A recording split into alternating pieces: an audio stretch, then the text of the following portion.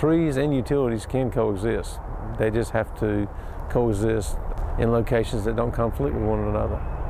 And that is very true of both our overhead facilities and our underground facilities.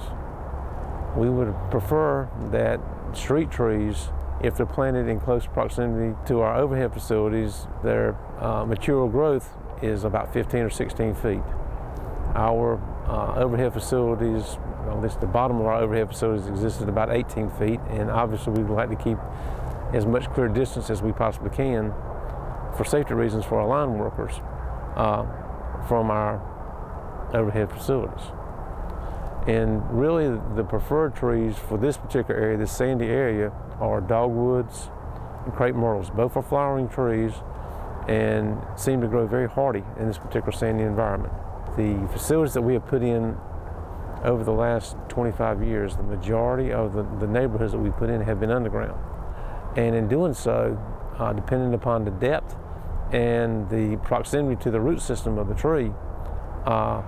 tree's health may be damaged by a root system on a large tree. Obviously, the larger trees have a bigger root system because you have to have it, number one, to absorb the moisture and nutrients from the ground, but also to stabilize the tree. And the larger the root system, the more prone it may be to negative impacts from trenching.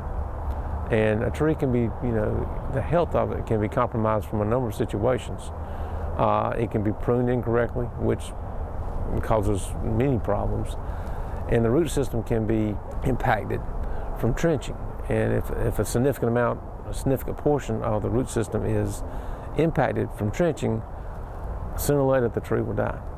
The real issue with trees are twofold. The tree, if it's unhealthy, it can, of course, damage our facilities. It can fall on a power line, but it can also fall in the opposite direction and damage the homeowner's facilities.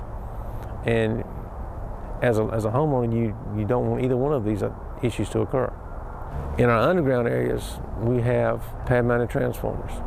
And pad-mounted transformers really look like green boxes. I'd say about a 3x3 or 4x4 green box. And generally they're sitting at the front lot line of your property. And while these devices may not necessarily complement your landscape or your landscaping plan, they are essential to the continued and reliable service that we provide you on a daily basis. Now, in order for these facilities to function properly, there's got to be a significant amount of air movement around these areas, around these facilities, because as they transform energy, they dissipate heat.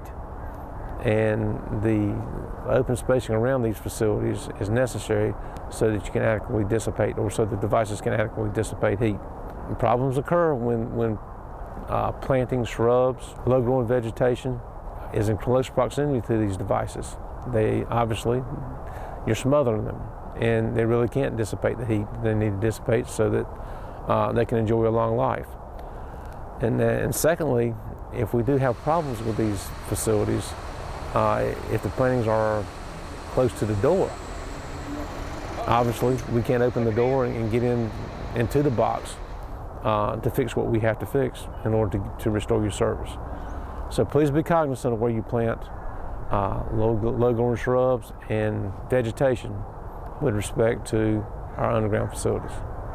In general, we prefer to have about a 3-foot area around the side, the back, and the back of the transformer, and a 9-foot area in front of the transformer. Now this may seem excessive, but again, we're trying to ensure that we have natural convection around the transformer. We're also trying to make sure that we have a safety zone around the front of the transformer for our guys to utilize their necessary hotline tools to remove the energized cables should the unit fail, or should there be a problem with the unit. The other thing that you need to be cognizant of when you're planting shrubs, low-growing vegetation around these transformers is that these transformers are powered by underground cables. And in general, the cables are 3 to 4 foot in the ground. And so anything that you dig deeper than 3 or 4 foot, you're going to run the risk of running into an energized cable, which you certainly do not want to happen. Look at the root system of the shrubs that you're planting, because Again, we don't want roots encroaching into our energized equipment. The bottom line is this: make sure that if you're going to plant around transformers, call ULOCO, get a locate ticket, have the underground facilities marked before you dig. This is for your protection as well as the protection of the utility.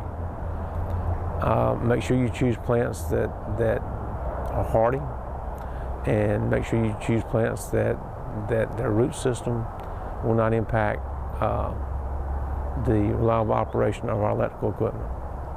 If anyone has any questions about where to plant trees or the variety of tree to plant in close proximity to our power lines or our underground equipment, please give us a call.